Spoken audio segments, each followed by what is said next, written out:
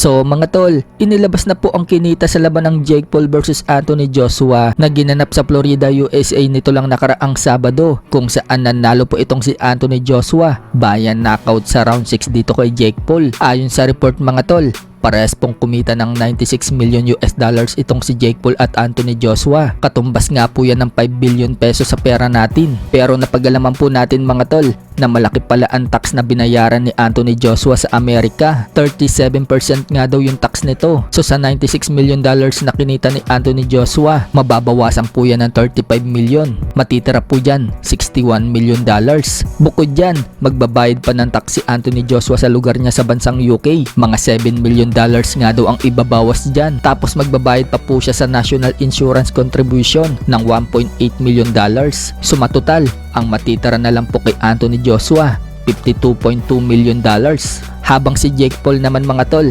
isang tax lang ang babayaran niya sa Amerika. Ang maiuuwi naman po ni Jake Paul, 60 million dollars. So malaking pera pa rin yan. Hindi po yan kayang kitain ng ibang mga world champion. Pero si Jake Paul na YouTuber na nag-turn sa pro, kumikita ng limpak-limpak na salapi. Pero ang tanong, makakabalik pa kaya si Jake Paul sa boxing? May lamat na po kasi yung panga ni Jake Paul. Sinasabi sa report na 4 to 6 weeks bago tuluyang gumaling ang pagkabasag ng panga ni Jake Paul. At maaaring 60 to 90 days daw siyang suspendido. So hindi makakalaban si Jake Paul ng 3 buwan dahil sa tinamo niyang pinsala. Subalit ayon naman kay Jake Paul, magpapahinga lang daw siya at kapag nakarecover, babalik daw ulit siya sa boxing at sa cruiserweight na daw siya ulit lalaban. So bababa ng timbang itong si Jake Paul sa dati niyang nilalabanan. Sa kabilang banda naman mga tol, 6 na araw na nga lang po magaganap na ang laban ni Naoya Inoue versus Alan Picasso sa Riyadh, Saudi Arabia. Hindi nga po nagpapakumpiyansa si Inoue kay Picasso dahil iba daw ang motivation nitong si Picasso, hindi katulad ng ibang fighters na nakalaban niya. Isa pa, ang ikinababahala daw ni Inoue,